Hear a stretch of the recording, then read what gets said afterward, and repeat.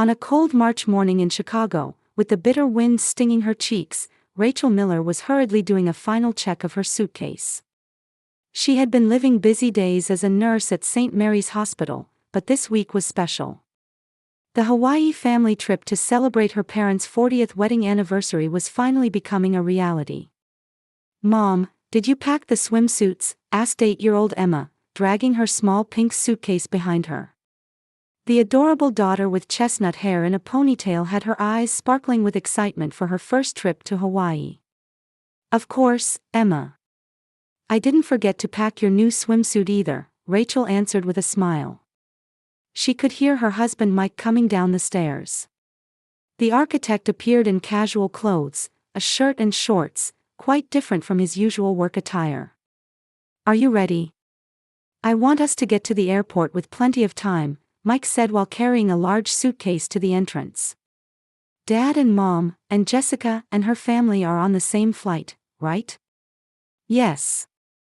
It's been so long since the whole family will be together." Rachel's voice contained happiness along with a slight hint of anxiety. She hadn't been in much contact with her sister Jessica lately. Jessica had become somewhat distant since her marriage, especially after her husband Tom started constantly talking about investment opportunities, making their conversations increasingly awkward.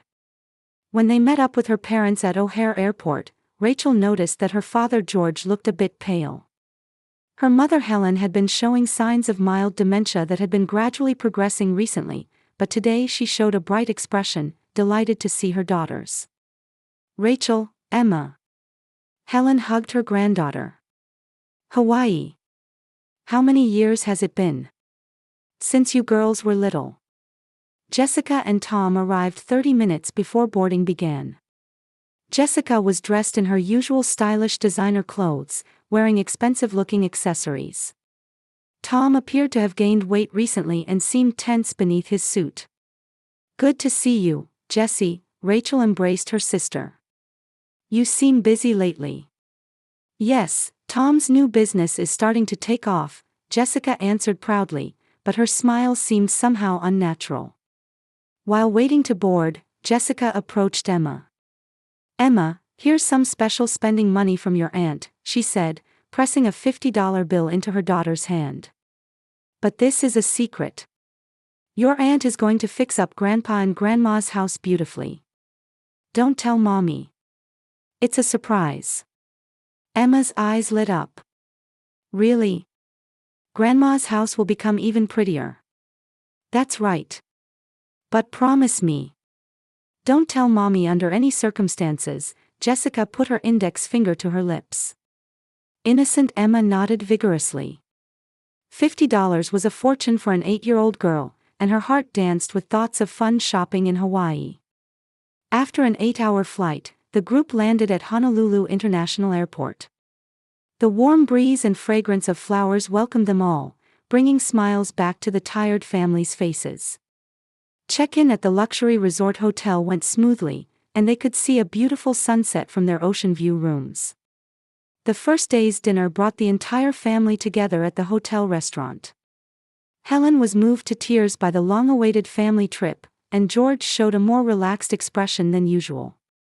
Emma, excited by the new environment, peppered her grandparents with question after question. "Grandpa, can I swim at the beach tomorrow?" "Of course, Emma.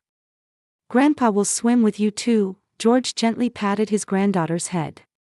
Rachel watched her family's happy state and thought her underlying anxiety had been unfounded. However, she felt a slight sense of unease watching Jessica's cell phone ring frequently and seeing her step away to take calls. Emma carefully tucked the secret spending money into her pocket. The next morning, Rachel woke up early. She could hear Emma's laughter from the adjoining room. Her daughter seemed to be having breakfast in her grandparents' room. Mike was still in deep sleep, thoroughly enjoying his long-awaited vacation. When she stepped out onto the balcony, Jessica was already there with her cell phone in hand. Despite the early hour, her sister was talking to someone with a tense expression. "No, I didn't say that. I said to give me a little more time." Jessica's voice had a different tone from her usual confident manner, sounding somehow cornered. I understand. But I'm on a family trip right now. I'll contact you next week. When Rachel approached, Jessica hurriedly hung up the phone. Good morning, Rachel. You're up early. Good morning. Are you okay? You seem to be having a difficult conversation. Oh, this? It was a work call. Clients don't consider time differences. Jessica forced a laugh, but her smile was unnatural. Is Tom still sleeping? Yes, how about yours? Tom too. He seems tired lately. A hint of anxiety flickered in Jessica's eyes. After breakfast, the family headed to Waikiki Beach. Helen walked along the sandy shore, occasionally stopping to admire the beautiful scenery. However, there were times when she seemed confused, forgetting her current situation. Where are we? Helen suddenly asked her daughters. Hawaii, Mom. Our wedding anniversary trip, remember? George gently explained. Oh, that's right, Helen smiled, but a slight confusion remained in her expression. Emma took her grandmother's hand and began building a sand castle together. Grandma, this is our castle. Isn't it lovely? Very lovely, Emma. But it must have been hard work to build such a beautiful castle, Helen said, gazing at her granddaughter's creation. At that moment, Jessica's cell phone rang again. She stepped away from the family to answer it. Rachel couldn't hear what was said, but Jessica's expression grew increasingly stern. What's the problem? Jessica raised her voice to whoever was on the other end. Everything should be ready by now. Tom also seemed restless in his beach chair. Usually cheerful, today he was frequently checking his cell phone and occasionally sighing deeply. When Mike tried to talk to him, he often answered absent-mindedly. At lunch, when the family gathered at the restaurant's terrace seating, George suddenly spoke up. Jessica, about the house renovation, is everything really okay? Rachel was surprised by her father's words. Renovation? What renovation? Jessica looked at her father in panic. Dad, that's... Oh, that's right. It was supposed to be a surprise, George gave a wry smile. When you get old, you tend to let things slip. What surprise? Rachel stared at her sister. Just some minor improvements. I thought I'd make Dad and Mom's house more comfortable to live in, Jessica answered vaguely. Making it barrier-free, updating old fixtures. That's a wonderful idea, Rachel smiled. But you're doing it while our parents are in Hawaii. Efficient, right? I want to finish while they're away and surprise them when they come back. Emma listened to the adults' conversation while touching the $50 in her pocket. She felt she needed to keep her promise to her aunt, but somehow felt anxious. In the afternoon, the family climbed Diamond Head. The view from the summit was breathtakingly beautiful, temporarily making everyone forget their worries. However, on the way down, Jessica received another phone call. This time it was a long conversation, and her voice gradually grew louder. You don't need to rush so much. There's still time, isn't there? Who are you talking to? Tom approached his wife. The contractors. About the renovation, Jessica answered while hanging up. They want to start early, but they have to wait until we get back. Wait for what? Tom's face went pale. Obviously. We need to be there to supervise. That night, voices could be heard from the hotel lobby where Jessica and Tom were having a heated argument. Rachel happened to overhear part of it while waiting for the elevator. We're running out of time, Tom's voice was desperate. They won't wait. We have to pay back by next month. I know, Jessica's voice was also tearful. But we're on a family trip right now. I don't want to worry our parents. $3 million, Jessica.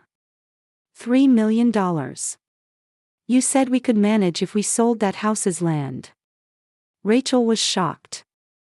$3 million in debt. Selling her parents' house's land. Was this the real nature of the renovation? The next day, a notification arrived on Emma's smartphone. Her daughter treasured the children's smartphone her grandparents had given her as a gift. The message was from their neighbor, Mrs. Chen. Emma, are you doing well? By the way, there's a big truck at your grandmother's house. Is everything okay? Are they doing some construction work? I'll send you a photo. Emma opened the photo. It showed a huge demolition machine parked in front of her grandmother's house. The words, "Demolition Services," were clearly visible on the side of the machine. Emma's face went pale. This wasn't fixing, this was destroying. Had her aunt lied to her? Or was she misunderstanding something? The 8-year-old girl was confused. Should she keep her promise to her aunt, or tell mommy the truth? Should she stay silent when grandma's precious house was about to be destroyed? That night, even while the family was enjoying dinner, Emma couldn't get the photo out of her mind. When Helen said, "When I get home, I need to tend to the roses in the garden," Emma's heart was deeply disturbed. "Grandma, the roses are beautiful, aren't they?" Emma said in a small voice. "Yes, very beautiful. The garden is my treasure. The memories I've spent in that house are irreplaceable." Emma felt like crying. Her grandmother's treasured house might be in danger right now, and she couldn't do anything about it. In Emma's small chest, the weight of the secret grew heavier and heavier. On the 4th day of their Hawaii stay, the family was spending their final time at Waikiki Beach. They were scheduled to depart for home tomorrow evening, and everyone was treasuring their time in this paradise. Rachel was relaxing in a beach chair with her husband Mike, watching over her parents. George was resting in the shade due to feeling unwell, and Helen was playing on the sandy beach with her granddaughter Emma. The two were working together to build a large sand castle, and Helen's face showed the peaceful smile she hadn't displayed in a long time. "Emma, shall we make this tower part a little higher?" Helen suggested while carrying sand with a small bucket. "Yes, Grandma. But won't it collapse?" Emma asked worriedly. "It'll be fine. With a solid foundation, you can build towers as high as you want," Helen gently stroked her granddaughter's head. "Our house is the same way. The house that Grandpa and I built when we were young is built on a solid foundation of love, so it still protects us even now." Emma's heart ached. Every time she heard her grandmother's words, the photo Mrs. Chen had sent came to mind. The image of the demolition machine parked in front of her grandmother's precious house was burned into her eyelids and wouldn't leave. "Grandma," Emma called out in a small voice. "Is this house a treasure?"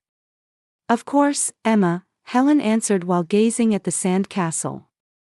"This house is very precious because we built it together. But the real treasure is the memories and love that went into building this house." "But what if this house gets destroyed?" Helen showed a slightly confused expression. "Destroyed? Why?" Emma quickly shook her head. "No, nothing. I was just thinking." "Emma, a house isn't just a building," Helen took her granddaughter's hand. "Home is where family is. But a house you've lived in for a long time holds special memories. Memories of when your mother and Aunt Jessica were little, Christmas morning memories, precious times spent with the whole family. Those things are treasures that money can't buy." Tears welled up in Emma's eyes. As she listened to her grandmother's words, she couldn't bear the weight of the secret she was carrying. Between keeping her promise to Aunt Jessica and protecting her grandmother's precious house, the 8-year-old girl's heart felt like it was being torn apart. "This house is a treasure. We must take good care of it," Helen murmured while gazing at the completed sand castle. Those words became the final trigger. Emma stood up and ran to her mother, who was resting in a beach chair. Rachel noticed her daughter's serious expression.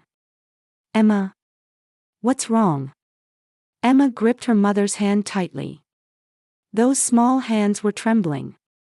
"Mommy," Emma's voice shook with tears. "We have to go home now. Go home. But we're going home tomorrow. We still have today. Emma looked around. Jessica and Tom were a little distance away, making another phone call, and George was resting in the shade. Helen was still by the sand castle. Mommy, we have to go home now, Emma repeated. This time there was urgency in her voice. Emma, did something happen? Why so suddenly? Rachel placed her hand on her daughter's shoulder. Emma took out her smartphone from her pocket with trembling hands. She operated the screen to display the photo Mrs. Chen had sent. Then she held it out to her mother. This. The moment Rachel saw the screen, she completely froze. The photo showed a huge demolition machine parked in front of her parents' house. The words, Chicago Demolition Services, were clearly readable on the side of the orange machine. The machine's arm was already pointing toward the house, looking ready to begin work. When was this photo taken? Rachel's voice was shaking. Mrs. Chen sent it last night, Emma answered through her tears. At first I didn't really understand what the photo was, but after talking with Grandma today, I figured it out. Those people are planning to tear down Grandma's house. In Rachel's mind, all the events of the past few days suddenly connected. Jessica's frequent phone calls, Tom's abnormal behavior, her father's slip about renovation, and the conversation she'd accidentally overheard last night about $3 million in debt and selling the land. This wasn't renovation, this was demolition. Emma, do you know anything else? Did you hear anything? Emma explained through her tears. Aunt Jessica said she was going to fix up Grandpa and Grandma's house. She said it was a surprise, so I shouldn't tell Mommy. That's when she gave me this. Emma took out the $50 bill from her pocket with trembling hands. But when I saw the photo, I realized it wasn't about fixing, it was about tearing down. Did Aunt lie to me? Or am I misunderstanding something? Rachel hugged her daughter. Emma, you haven't done anything wrong. And I'm so glad you told me. Is Grandma's house really going to be torn down? Emma cried against her mother's chest. Even though Grandma treasures that house so much. She said it's full of memories. It's going to be okay, Emma. Mommy will take care of it, Rachel said while stroking her daughter's hair, but inside, fierce anger and anxiety were swirling. Rachel stood up and rushed to Mike. Mike, this is terrible.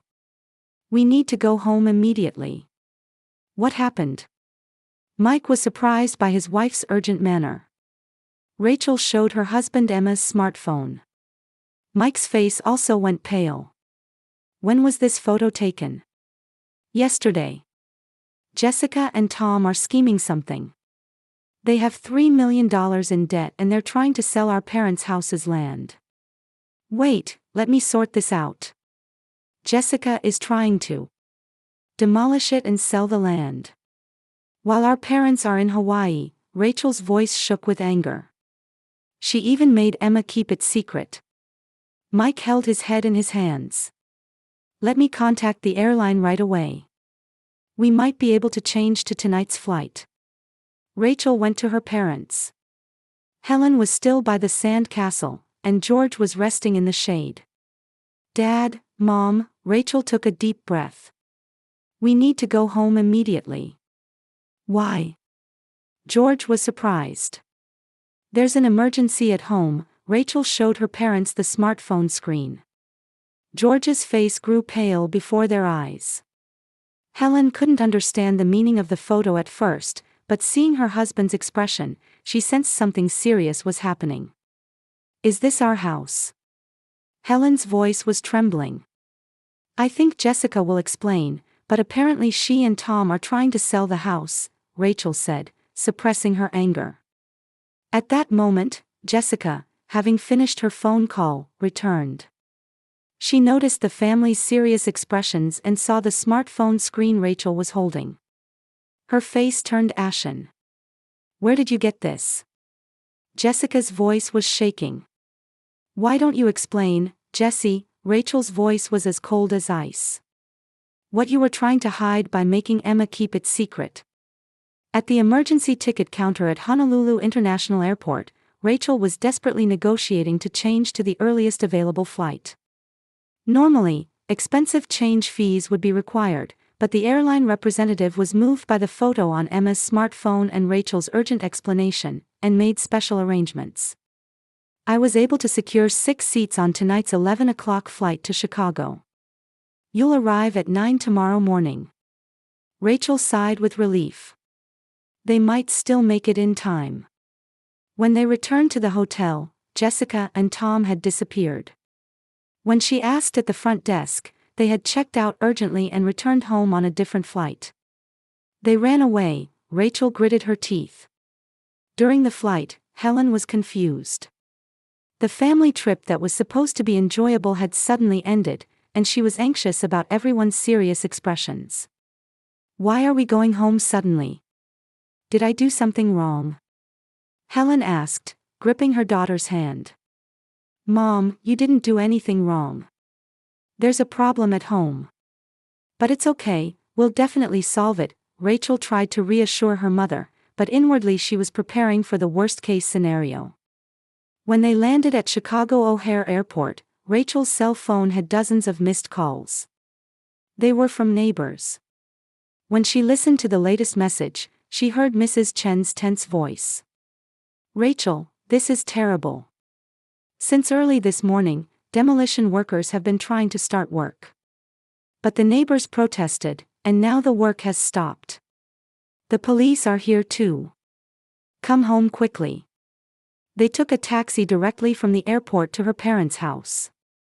When they arrived around 10 in the morning, the quiet residential neighborhood was in chaos. A huge orange demolition machine was parked in front of the house, and workers wearing helmets were standing by. However, neighborhood residents had gathered in front of the house to protest, and 2 police officers were trying to sort out the situation. Rachel got the family out of the car and rushed to the police officers. I'm the daughter of this house. What's happening? You must be Ms. Miller. The demolition workers tried to start work, but neighbors protested asking, do you have permission from the residents, and work is currently stopped, the police officer explained. A demolition permit appears to have been submitted, but there are questions about the authenticity of the owner's signature. At that moment, the demolition crew's site supervisor approached. Are you a family member? We're here on official request. We have a request from Jessica Brown and Tom Brown, with a signed permit from the owner, George Miller. Rachel looked at the permit. It was indeed signed with her father's name, but the handwriting was clearly fake. This is a forgery, Rachel declared. My father doesn't sign like this.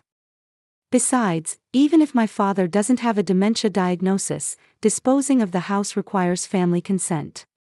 The police officer examined the signature closely. There are certainly unnatural aspects. We may need handwriting analysis to be sure. At that moment, Jessica and Tom's car appeared. The 2 got out of the car and rushed to Rachel. Rachel, why did you come back? You should still be in Hawaii. Jessica's face was pale. That's our line, Rachel glared at her sister. Please explain. Why are you trying to demolish our parents' house without their permission? It's not without permission. I have Dad's permission, Jessica answered in a shaky voice. You mean this forged signature? Rachel thrust the permit at her sister. Tom intervened. It's not forged. We asked your father directly and had him sign it. When? Where? Last month. When your father was alone at the house. George stepped forward. I don't remember signing any such documents.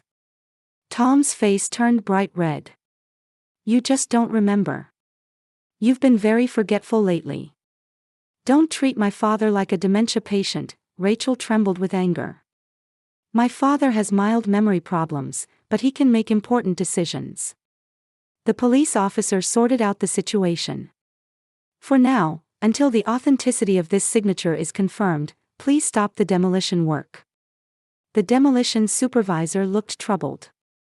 This is problematic. We're working based on a contract.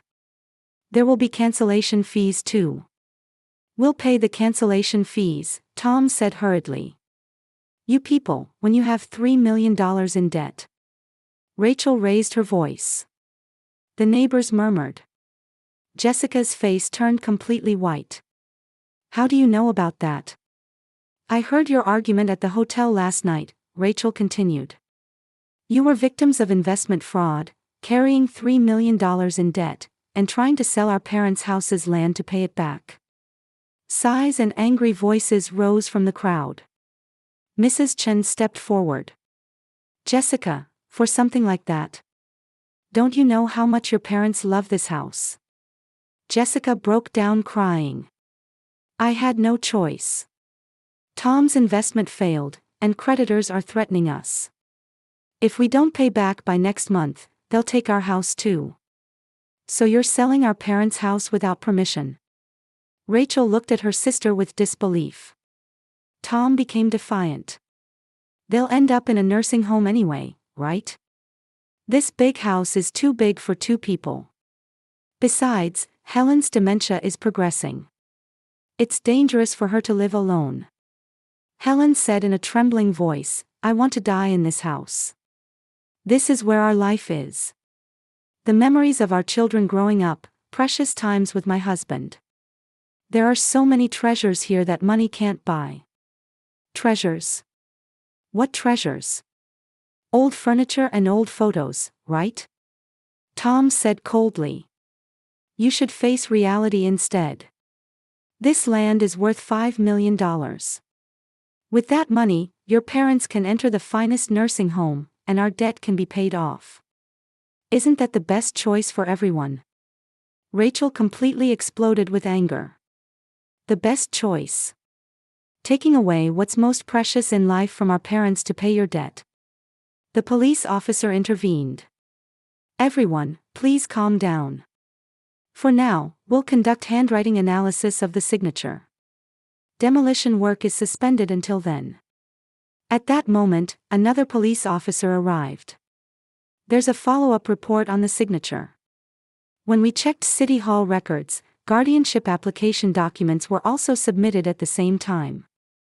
These also have the same handwriting, designating Helen Miller as lacking judgment capacity and appointing Jessica Brown as guardian. Rachel was appalled. You even forged guardianship applications for Mom. Jessica was completely cornered. We had no other choice. You had choices, Rachel said calmly. You could have consulted with the family. We've all helped each other when needed. What could you do? Jessica cried through her tears.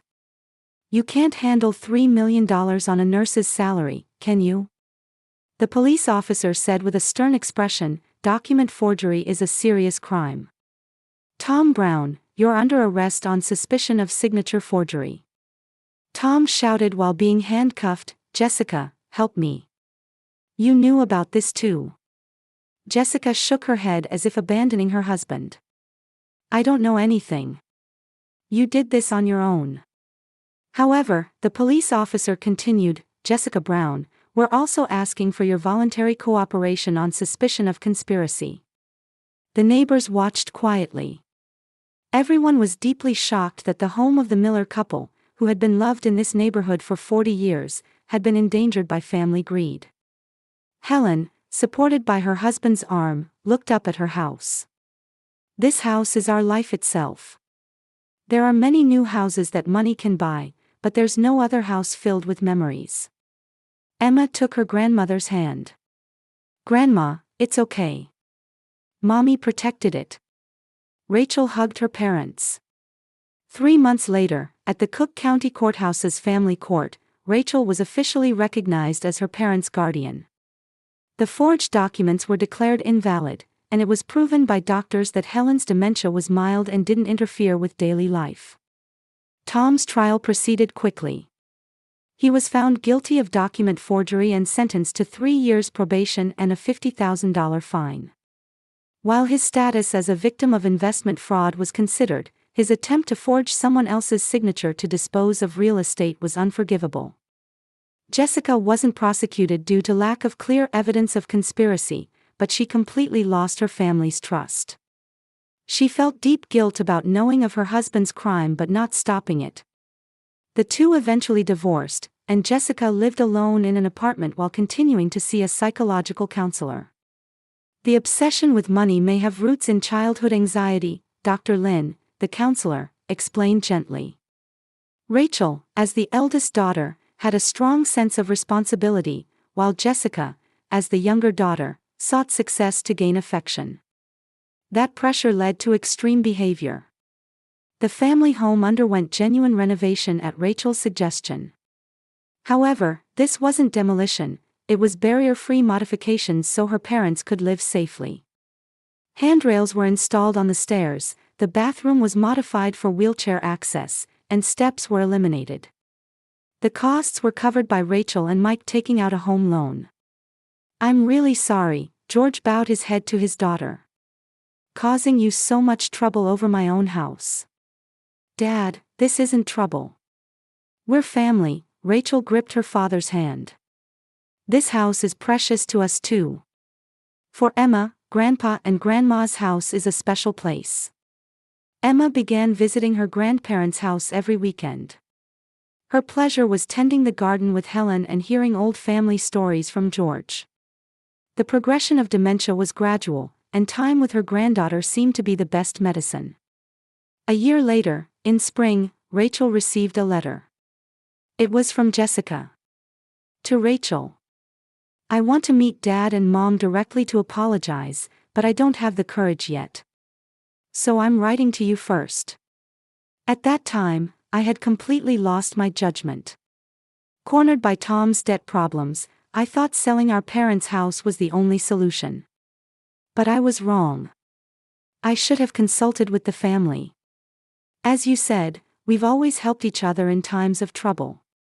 Through counseling, I realized I had placed too much value on money and success since childhood. I thought I had to be perfect to earn our parents' love. But really, that wasn't necessary. Thanks to Emma's courage in telling the truth, the worst was avoided. That child is much wiser and braver than I am. I hope someday I can be accepted as family again. Until then, I'll continue to face myself.